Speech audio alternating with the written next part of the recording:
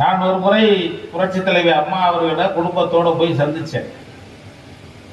அப்பொழுது நான் என் குடும்பத்தோடு போகும்போது என்னுடைய குழந்தை அவள்கிட்ட கேட்டாங்க, என்ன படிக்கிற, என்ன செய்கிற, என்ன படிக்க போகிற, டாக்டர் ஆக போகிறேன்னு சொன்னால் இப்போ டாக்டர் ஆகிட்டா அது வேறு விஷயம்.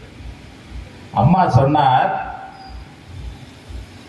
நான் டான்ஸ் படிக்கிறேம்மா, நீங்கள் தான் வந்து அரங்கேற்றம் பண்ணி வைக்கணும்னு சொன்னான் என் பொண்ணு.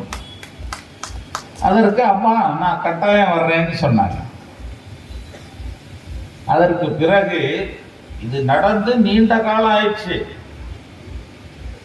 அதற்கு பிறகு உங்களுக்கெல்லாம் ஞாபகம் இருக்கும், வண்டலூருக்கு புலிக்குண்டிக்கு பேர் வைக்க வந்தாங்க. அப்பொழுது நான் கிருஷ்ணமூர்த்தி அண்ணன் எங்கள் நிர்வாகிகள் நாங்கள்லாம் நிற்கிறோம். அந்த டேர்னிங்கில் வந்து திருமண உடனே என்னை பார்த்து என்னை கூப்பிட்டாங்க. நான் போய் அம்மா கிட்ட பக்கத்தில் போய் ஒரு வணக்கம் சொன்னேன். அருள் கண்டியன்லாம் கூட இருந்தார். அப்பொழுது அம்மா என்ன கேட்டாங்கன்னா, எல்லாரும் வீட்டில் நல்லா இருக்காங்களா? நல்லா இருக்காங்க அம்மா. உங்கள் பொண்ணு டான்ஸு அரங்கேற்றம் நடந்துருச்சா?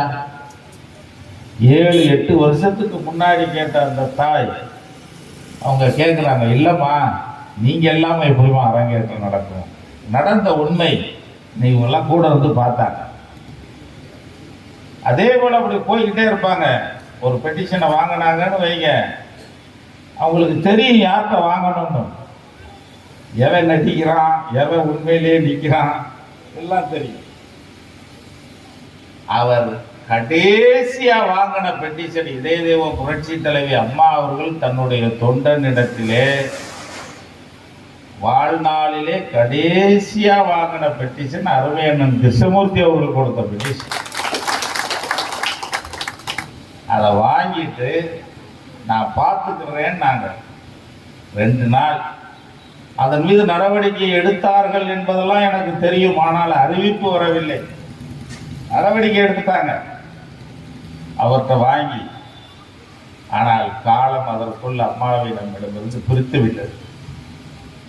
2 நாளில் போய் ஹாஸ்பிட்டலில் அட்மிட் ஆகிட்டாங்க. இல்லைன்னா பல்வேறு மாற்றங்கள் அன்றைக்கு நிகழ்ந்திருக்கக்கூடும் நம்முடைய மாவட்டத்தை பொறுத்த மட்டிலே. இது வரலாறு.